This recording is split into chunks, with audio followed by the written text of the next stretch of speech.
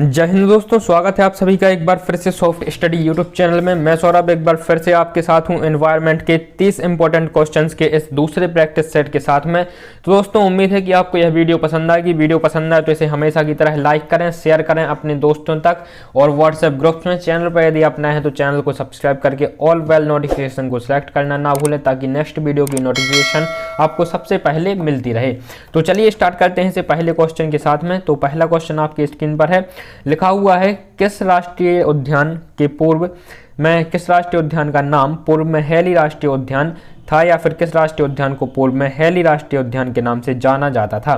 तो चार ऑप्शन आपके सामने हैं, जिम कॉर्बेट राष्ट्रीय उद्यान, राजाजी राष्ट्रीय उद्यान, दुधवा राष्ट्रीय उद्यान या फिर उपरोक्त में से कोई नहीं। तो यहाँ पर जो हमारा है जिम कॉर्बेट राष्ट्रीय उद्यान कहाँ पर स्थित है, उत्तराखंड में स्थित है और भारत का सबसे पुराना राष्ट्रीय उद्यान है जिम कॉर्बेट राष्ट्रीय उद्यान। इसी को पूर्व में हेली राष्ट्रीय उद्यान के नाम से इसे जाना जाता था। तो ऑप्शन ए इसका करेक्ट हो जाएगा। चलते हैं अगले क्वेश्चन की तरफ और क्वेश्चन 2 आपकी स्क्रीन पर है, लिखा हुआ है क्वाशियोकोर नामक रोग खालिस्तान की कमी से होता है। क्वाशियोकोर नामक रोग खालिस्तान की कमी से होता है, तो किसकी कमी से होता है ये रोग, ये आपको बताना है। तो इसका जो आंसर हो जाएगा आपका ऑप्शन बी, ठीक है। प्रोटीन की कमी से होने वाला यह रोग है क्वाशियोकोर। क्वाशियोकोर एक सुखी जैसा रोग है, इसमें जो हाथ गोड़े हैं पतले पतले हो जाते हैं और पेट मोटा हो जाता है, ठीक है। और जो सुखी का रोग है वो विटामिन डी की कमी से होता है, तो ये आपको याद रखना है। नेक्स्ट क्वेश्चन की तरफ चलते हैं। क्वेश्चन 3 आपकी स्क्रीन पर लिखा हुआ है, रिएक्टर पैमाने से खालिस्तान की तीव्रता मापी जाती है। रिएक्टर पैमाने से या फिर रिक्टर स्केल से खालिस्तान की तीव्रता मापी जाती है, तो किसकी तीव्रता मापी जाती है, भूकंप की। ऑप्शन बी इसका करेक्ट हो जाएगा, ठीक है। यहां पर दोस्तों 30 क्वेश्चन होंगे और इन 30 में से आपके कितने आंसर सही होते हैं ये आपको कमेंट बॉक्स में कमेंट करके बताना है। यहां पर हम प्रयास करेंगे कि 30 जो क्वेश्चन आपके एग्जाम में पूछ जाते हैं सभी क्वेश्चंस को हम यहां पर कवर कर पाएं। जितने भी प्रैक्टिस सेट आते हैं उन सभी को आप लोग देखते रहें। और इससे पहले एनवायरनमेंट की लगभग हमारी 45 से 50 क्लासेस ऑलरेडी चैनल पर अपलोड हैं, तो आप चैनल को विजिट करके उन सभी क्लासेस को देख सकते हैं। लिंक भी आपको डिस्क्रिप्शन में मिल जाएगा। चलते हैं अगले क्वेश्चन की तरफ। क्वेश्चन 4 आपकी स्क्रीन पर लिखा हुआ है, वन्य प्राणी सप्ताह प्रतिवर्ष मनाया जाता है। वन्य प्राणी सप्ताह प्रतिवर्ष मनाया जाता है, ये तो हम सभी को पता है, लेकिन कब मनाया जाता है ये आपको बताना है। तो यहां पर जो हमारा आंसर हो जाएगा कब मनाया जाता है, अक्टूबर के प्रथम सप्ताह में, ऑप्शन सी, ठीक है। अक्टूबर के प्रथम सप्ताह में मनाया जाता है वन्य प्राणी सप्ताह, ठीक है। नेक्स्ट क्वेश्चन की तरफ चलते हैं। क्वेश्चन 5, प्रकाश संश्लेषण की क्रिया में हरे पौधे द्वारा बाहर निकलने वाली गैस है। प्रकाश संश्लेषण की जब क्रिया होती है तो इससे ऑक्सीजन का निर्माण होता है, तो ऑप्शन सी यहां पर करेक्ट हो जाएगा, ठीक है। प्रकाश संश्लेषण की क्रिया सूर्य के प्रकाश में होती है और यहां पर जो पौधों से बाहर निकलने वाली गैस होती है तो वो ऑक्सीजन होती है, ऑप्शन सी, ठीक है। नेक्स्ट क्वेश्चन की तरफ चलते हैं। क्वेश्चन 126 इस पूरे प्रैक्टिस सेट का, यहाँ पर ये 150 क्वेश्चन का प्रैक्टिस सेट होता है।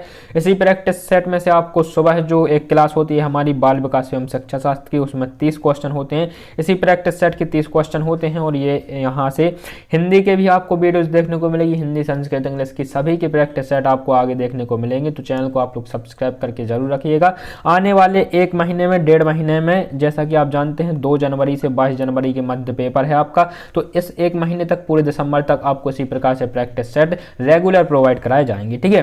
नेक्स्ट क्वेश्चन है क्वेश्चन 6, लिखा हुआ है, चावल को पॉलिश करने पर कौन सा विटामिन नष्ट हो जाता है। चावल को पॉलिश करने पर निम्नलिखित में से कौन सा विटामिन नष्ट हो जाता है, एस्कॉर्बिक अम्ल, कैल्सीफेरॉल, थायरॉक्सिन या फिर थायमिन। तो चावल को पॉलिश करने से जो विटामिन है थायमिन यहाँ पर नष्ट हो जाता है, ऑप्शन डी, ठीक है। नेक्स्ट अगला क्वेश्चन है दोस्तों क्वेश्चन 7, लिखा हुआ है, लौंग एवं केसर पौधे के किस भाग से प्राप्त होते हैं। लौंग एवं केसर पौधे के किस भाग से प्राप्त होते हैं। तो लौंग एवं केसर हमें प्राप्त होते हैं फूल से, ठीक है। जो केसर होती है वह फूल के अंदर जो रेशे निकलते हैं उस रेशों को निकाल लिया जाता है और उसे सुखाया जाता है और उसे फिर केसर का नाम दे दिया जाता है। इसी प्रकार से जो लौंग होती है वह एक बिना फूला हुआ फूल होता है, उसे तोड़ लिया जाता है और सुखाने के बाद उसे लौंग का नाम दे दिया जाता है, ठीक है। अगले क्वेश्चन की तरफ चलते हैं। क्वेश्चन 8, निम्न में से कौन सा उत्तराखंड का राज्य प्रतीक नहीं है। निम्नलिखित में से कौन सा उत्तराखंड का राज्य प्रतीक नहीं है। मोनाल, बुरांस, वाघ या फिर कस्तूरी मृग। तो यहाँ पर उत्तराखंड का राज्य प्रतीक नहीं है बाघ, ऑप्शन सी इसका करेक्ट हो जाएगा। नेक्स्ट क्वेश्चन है क्वेश्चन 9 लिखा हुआ है हमारे पर्यावरण को बचाने के लिए 3 प्रकार के आर हैं। ठीक है, 3 प्रकार के आर कार कौन कौन से? तो यहाँ पर हमारा ऑप्शन सी सही हो जाएगा, कम यूज मतलब कम उपयोग, ठीक है, रिड्यूस पुनः चक्रण मतलब रिसाइकिल, और पुनः उपयोग मतलब रीयूज। ठीक है, तो ये हमारा ऑप्शन सी इसका सही हो जाएगा। नेक्स्ट क्वेश्चन है क्वेश्चन 130 और इस वीडियो का 10वां क्वेश्चन लिखा हुआ है ऊर्जा का अप्रदूषणकारी स्रोत है। ऊर्जा का अप्रदूषणकारी स्रोत कौन सा है? नाभिकीय ऊर्जा, सौर ऊर्जा, पेट्रोल या फिर डीजल। तो ऊर्जा का जो अप्रदूषणकारी स्रोत है सौर ऊर्जा, ऑप्शन बी इसका करेक्ट हो जाएगा, और यह ऊर्जा का नवीनीकरण स्रोत, ये आपको याद रखना है। नेक्स्ट क्वेश्चन है क्वेश्चन 11 लिखा हुआ है पृथ्वी का ऊष्मायन का अर्थ है। पृथ्वी का ऊष्मायन का अर्थ है, ठीक है, तो पृथ्वी के ऊष्मायन से अर्थ है पृथ्वी का ताप बढ़ना। तो यहाँ पर ऑप्शन जो हो जाएगा हमारा सही, ऑप्शन ए ग्रीन हाउस गैसों द्वारा पृथ्वी के ताप में वृद्धि होना, यही पृथ्वी के ऊष्मायन का अर्थ है। ठीक है, नेक्स्ट क्वेश्चन है कार्बन डेटिंग विधि प्रयुक्त की जाती है। कार्बन डेटिंग विधि प्रयुक्त की जाती है स्थान ज्ञात करने में, वस्तु की आयु ज्ञात करने में, लिपि को पहचानने में, वस्तु की पहचान करने में। तो कार्बन डेटिंग पद्धति का उपयोग किया जाता है वस्तु की आयु को ज्ञात करने में। इस विधि में एक विशेष प्रकार का कार्बन जिसका नाम होता है C14, ठीक है, C14 कार्बन, इस कार्बन के जरिए पता लगाया जाता है कि यह कार्बन कितना पुराना है और इस वस्तु की आयु कितनी हो सकती है। ठीक है, ऑप्शन बी इसका करेक्ट हो जाएगा। वस्तु की आयु ज्ञात करने में कार्बन डेटिंग विधि का उपयोग किया जाता है। और कौन से कार्बन होता है? तो C14 इस कार्बन का नाम होता है। ठीक है, नेक्स्ट क्वेश्चन है दोस्तों क्वेश्चन 13 लिखा हुआ है अम्लीय वर्षा से ऐतिहासिक इमारतों तथा मूर्तियों का संक्षारित या फिर क्षरण होना कहलाता है। ठीक है, अम्लीय वर्षा के कारण ऐतिहासिक इमारतों या फिर मूर्तियों का क्षरण होना क्या कहलाता है?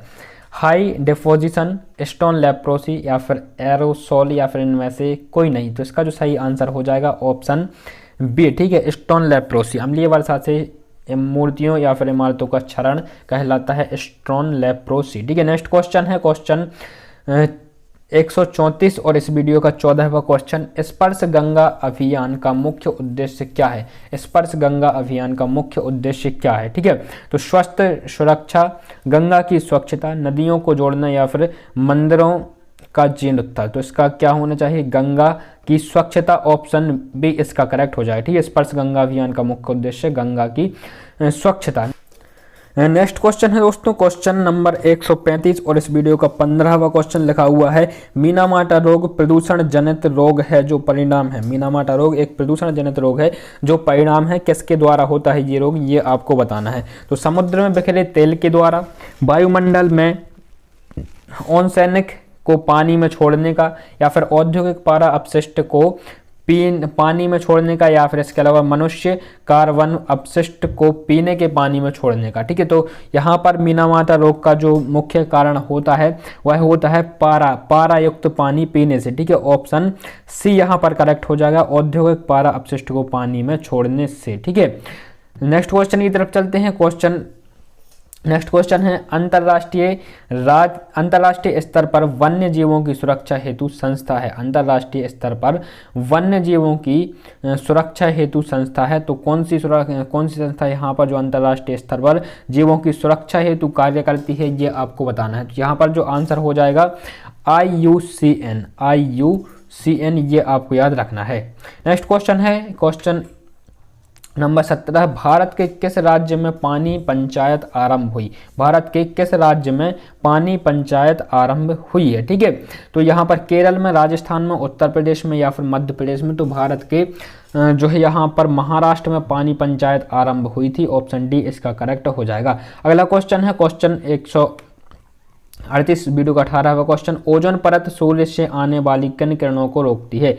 ओजोन परत सूर्य से आने वाली किन किरणों को रोकती है? तो अब रक्त किरणें, एक्स किरणें, पराबैंगनी किरणें या फिर उपरोक्त में से कोई नहीं। तो हम सभी जानते हैं ओजोन परत किसे रोकती है? पराबैंगनी किरणों को, ऑप्शन डी। ठीक है, यदि आपको लग रहा हो कि ये जो क्वेश्चन है इनको और डिटेल में पढ़ना चाहिए और यदि आपको डिटेल की कमी इसमें महसूस हो रही है तो आप लोग पहले वाली वीडियोस देख सकते हैं जो सबसे पहले यहाँ पर है, जब आपका एग्ज़ाम है 26 अप्रैल को होना था, तो उस समय पर जो वीडियोज़ यहाँ पर अपलोड की जा रही थी उन वीडियोज़ में जो क्वेश्चन है पूरे डिटेल के साथ आपको वहाँ पर देखने को मिलेंगे। ठीक है, यहाँ पर प्रैक्टिस सेट है तो यहाँ पर हम केवल क्वेश्चन की बात करेंगे और उसके आंसर की बात करेंगे डायरेक्ट। यदि आप डिटेल चाहते हैं तो आप उन क्लासेस को देख सकते हैं, लिंक डिस्क्रिप्शन में दिया हुआ है प्लेलिस्ट का। ठीक है, नेक्स्ट क्वेश्चन है संरक्षण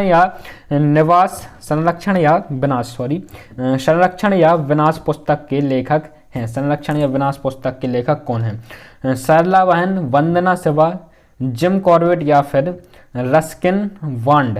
तो इसके जो करेक्ट आंसर हो जाएगा क्या है? ऑप्शन ए सरला बहन। संरक्षण या विनाश पुस्तक के लेखक कौन है? तो सरला बहन। ठीक है, नेक्स्ट क्वेश्चन है क्वेश्चन नंबर 20 लिखा हुआ है, क्षेत्रफल के आधार पर भारत का सबसे बड़ा राज्य कौन सा है? ठीक है, क्षेत्रफल के आधार पर भारत का सबसे बड़ा राज्य कौन सा है? तो क्षेत्रफल के आधार पर भारत का सबसे बड़ा राज्य यहाँ पर है राजस्थान, और यहाँ पर जो है राजस्थान का जो प्रतिशत भी देख सकते हैं आप, कितना प्रतिशत है टोटल भारत के क्षेत्रफल का 10.41% राजस्थान का क्षेत्र है। महाराष्ट्र का दूसरा नंबर आता है क्षेत्रफल में, तीसरा नंबर आता है मध्य प्रदेश का, और यहाँ पर फिर इसके बाद में देख सकते हैं उत्तर प्रदेश का। ठीक है, नेक्स्ट क्वेश्चन की तरफ चलते हैं, और क्वेश्चन है यहाँ पर हमारा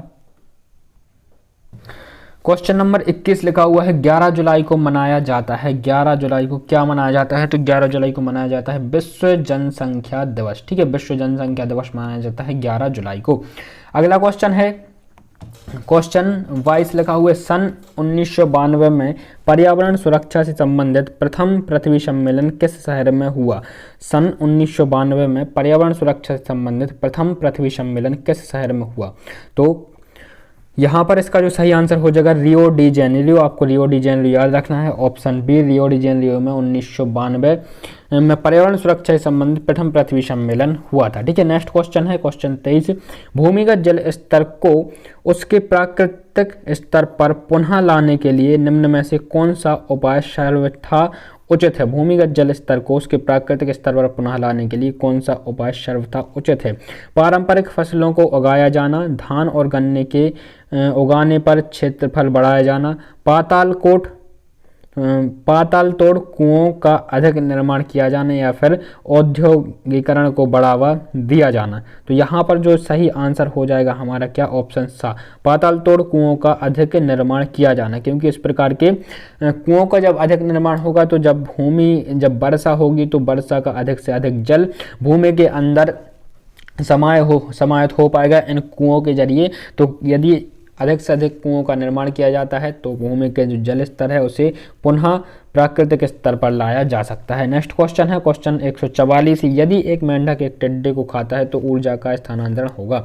यदि एक मेंढक एक टिड्डे को खाता है तो ऊर्जा का स्थानांतरण होगा उत्पादक से अपघटक को, उत्पादक से प्राथमिक उपभोक्ता को, प्राथमिक उपभोक्ता से द्वितीयक उपभोक्ता को, द्वितीयक उपभोक्ता से प्राथमिक उपभोक्ता को। ठीक है, तो यहाँ पर टिड्डा जो है वो प्राथमिक उपभोक्ता है और मेंढक जो है वह द्वितीय उपभोक्ता है। ठीक है, जो प्राथमिक उपभोक्ता होते हैं वो शाकाहारी जीव होते हैं, द्वितीयक उपभोक्ता शाकाहारी जीवों को खाने वाले जीव होते हैं। ठीक है, तो ऑप्शन सी यहाँ पर करेक्ट हो जाएगा, प्राथमिक उपभोक्ता से द्वितीयक उपभोक्ता को। ठीक है, अगला क्वेश्चन है क्वेश्चन 145 लिखा हुआ है, निम्नलिखित में से निम्नलिखित को सुमेलित कीजिए। तो सबसे पहले हम यहाँ पर रोग देखते हैं और घरेलू उपचार देखते हैं। तो कटे घाव, सामान्य ज्वर, आंख की सूजन, दांत का दर्द। ठीक है, तो कटे घाव को ठीक किया जा सकता है हल्दी के चूर्ण से, ऑप्शन ए को सम्मिलित किया जा सकता है यहाँ पर 2 से। अब हम देखते हैं कि आ और यहाँ पर ऑप्शन जो यहाँ पर आ है और ऑप्शन ए को यदि हम 2 से सम्मिलित करते हैं तो कौन सा ऑप्शन यहाँ पर सही होना चाहिए?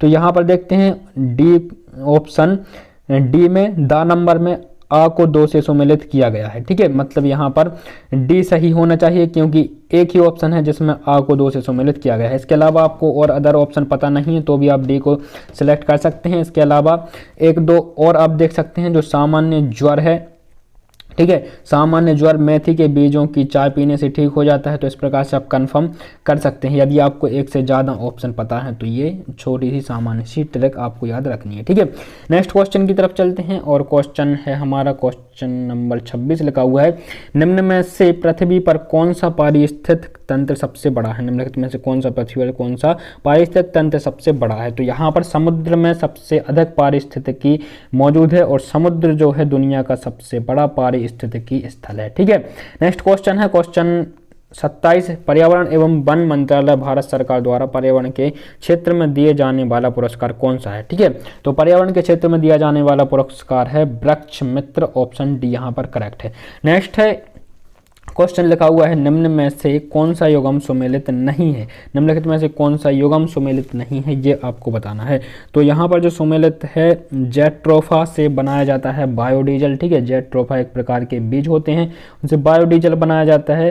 रिंगाल इमारती लकड़ी, जो रिंगाल है वह इमारती लकड़ी से नहीं बनाया जाता। ठीक है, ब्रॉन्ज चारा और चीड़ लीसा। तो यहाँ पर जो इसका हम आंसर की बात करते हैं और यहाँ पर ऑप्शन बी करेक्ट हो जाएगा, रिंगाल इमारती लकड़ी। ये जो युग्म है ये सुमेलित नहीं है।